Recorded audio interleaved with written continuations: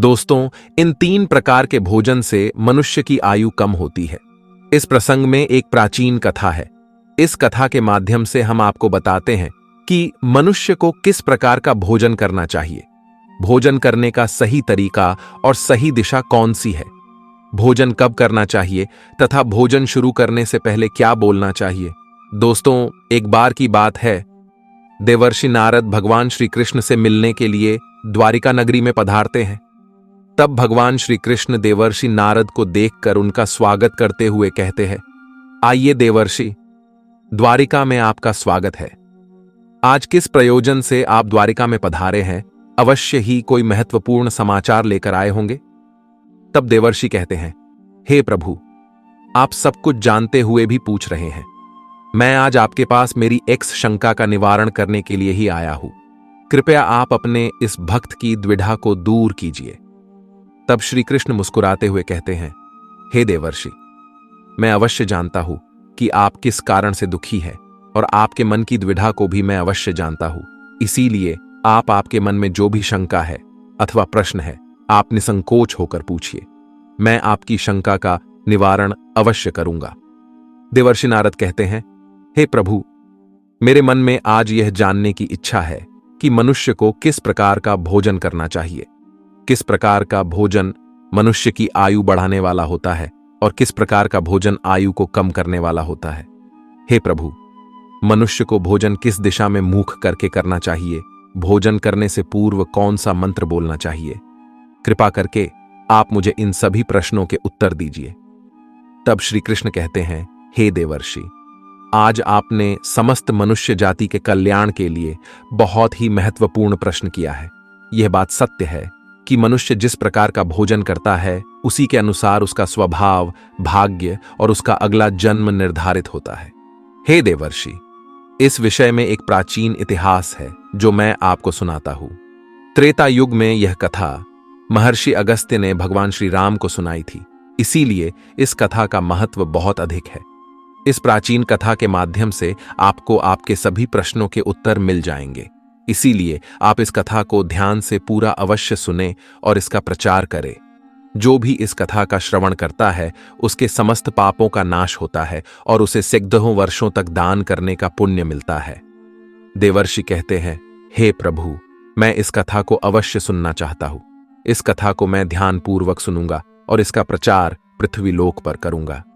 श्री कृष्ण कहते हैं, प्राचीन काल की बात है। उस समय एक बहुत बड़ा जंगल था। उस जंगल का आकार 100 योजन था, लेकिन उस जंगल में कोई भी पशु और पक्षी नहीं रहते थे। केवल वृक्ष और पेड़ पौधे ही थे। कोई भी पशु उस जंगल की तरफ नहीं जाता था। लेकिन उस जंगल के मध्य भाग में एक 4 कोस लंबी झील थी, लेकिन फिर भी अत्यंत सुंदर और पवित्र दिखाई पड़ रहा था।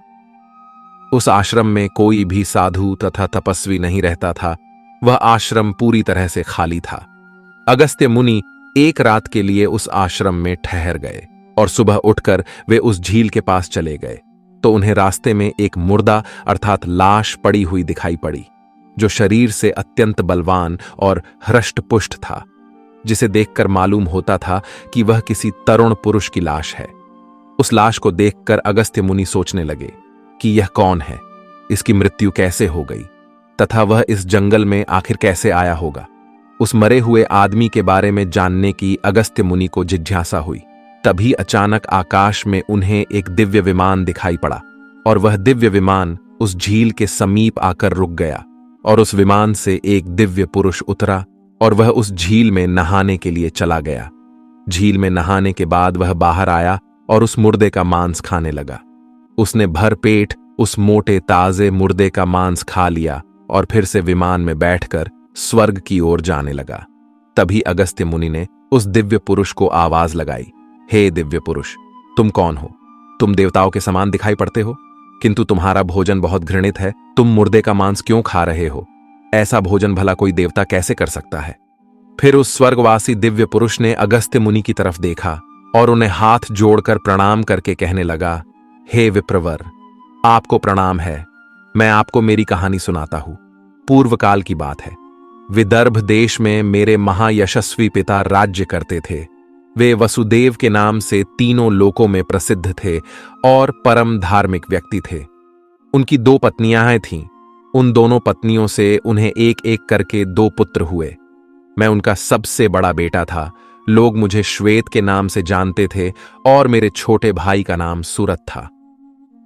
पिताजी की मृत्यु के बाद मुझे विदर्भ देश का राजा बना दिया गया और मैं वहां सावधानी के साथ राज्य चलाने लगा। राज्य करते हुए मुझे कई हजार साल बीत गए। फिर एक दिन मुझे वैराग्य हुआ और मैंने राजपाट का त्याग करने का निर्णय लिया और मृत्यु पर्यंत तपस्या करने का निश्चय करके मैं जंगल में रहने के लिए चला गया। राजा अत्यंत प्रसन्न हुए और जमीन पर लेटकर महर्षि अगस्त्य के चरणों को वंदन करने लगे। राजा श्वेत बोले, हे मुनि, कृपया आप मुझे इस घृणित आहार से मुक्त कीजिए तथा जिस पाप के कारण मुझे ये प्राप्त हुआ है उस पाप से भी मुझे मुक्त कीजिए, जिससे मुझे अक्षय लोक की प्राप्ति हो सके। हे ऋषि, मैं आपको ये दिव्य आभूषण भेंट करता हूं, कृपया आप मुझ पर कृपा करें। राजा की दुख भरी बातें सुनकर मुनि को उन पर दया आ गई। जैसे ही राजा ने वह दिव्य आभूषण महर्षि अगस्त्य के हाथ पर रखा, उसी समय उनका मृत शरीर अदृश्य हो गया और वे उस पाप से मुक्त हो गए।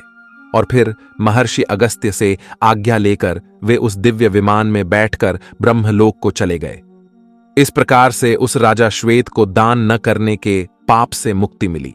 भगवान श्री कृष्ण कहते हैं, हे देवर्षि, इस प्रकार से उच्चिष्ट भोजन करने के कारण ही विदर्भ देश के महाराज को ब्रह्मलोक में रहने पर भी तृप्ति नहीं मिली और उन्हें पृथ्वीलोक पर आकर स्वयं का ही मांस खाना पड़ा।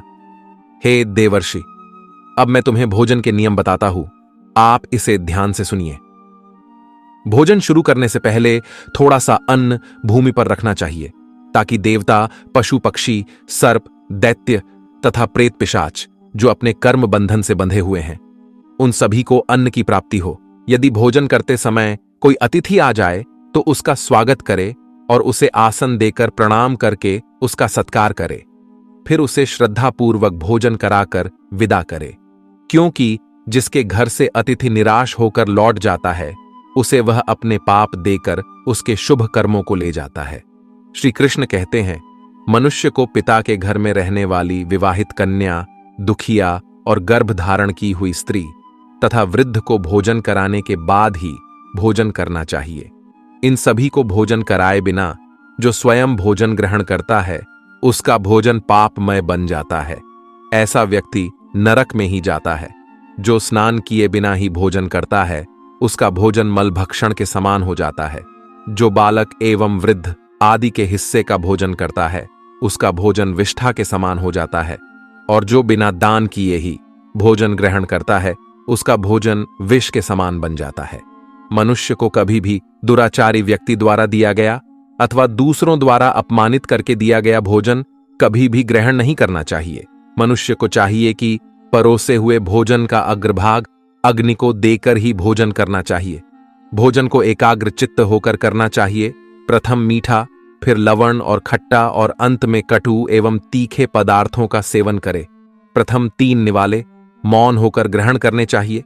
ऐसा करने से व्यक्ति के सभी पाप कर्म तुरंत नष्ट हो जाते हैं और भगवान की कृपा से उसे जीवन भर कभी अन्न की कमी महसूस नहीं होगी।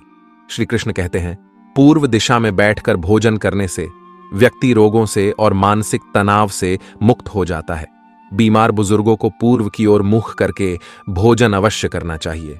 इससे उनके स्वास्थ्य में सुधार होता है, क्योंकि पूर्व दिशा उगते हुए सूर्य की दिशा है और सूर्य देव बल, आरोग्य तथा दीर्घायु प्रदान करते हैं। विद्या की अभिलाषा रखने वाले मनुष्य को उत्तर दिशा की ओर मुख करके भोजन करना चाहिए। यह दिशा देवी सरस्वती की दिशा है। ध्यान रहे, दक्षिण दिशा की ओर मुख करके भोजन न करे, यह मृत्यु की दिशा होती है। इस दिशा में मुख करके भोजन करने से आयु कम होती है। टूटे फूटे बर्तनों में भोजन नहीं करना चाहिए, यह दुर्भाग्य को निमंत्रण देता है। भोजन हमेशा स्वच्छ थाली में ही करना चाहिए। गंदी थाली में भोजन करने से जीवन में दुर्भाग्य आता है। एकादशी के दिन तामसिक अन्न का सेवन न करे। जो मनुष्य एकादशी के दिन तामसिक अन्न अर्थात मांस का सेवन करता है, लक्ष्मी उसे छोड़कर चली जाती है। भोजन का अपव्यय करना अनर्थ माना गया है, इसीलिए थाली में जितना आवश्यक हो उतना ही भोजन ले। अगर कोई व्यक्ति साथ में भोजन कर रहा हो तो उसका भोजन समाप्त होने तक उठकर नहीं जाना चाहिए। इससे पितृदेव नाराज हो जाते हैं। भोजन के बाद थाली में हाथ धोना अनुचित माना गया है। थाली में हाथ धोने से अन्न का अपमान होता है। भोजन के बाद थाली में हाथ धोने वाले लोग नीच योनि में जन्म लेते हैं। सबसे महत्वपूर्ण बात ध्यान रहे कि व्यक्ति को बिस्तर पर बैठकर कतई भोजन नहीं करना चाहिए।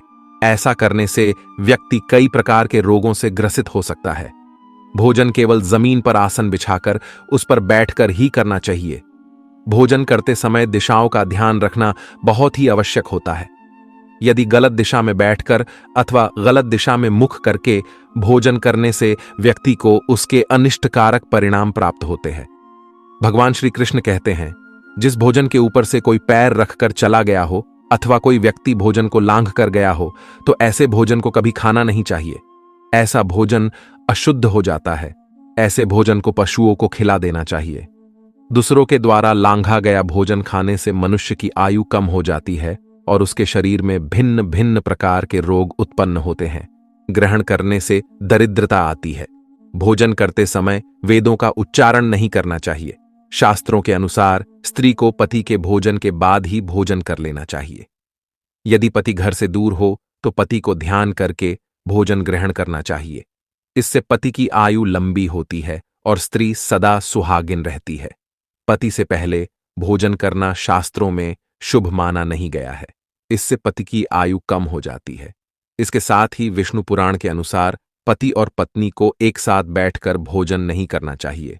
ऐसा करने से दोनों में क्लेश और विवाद होता है।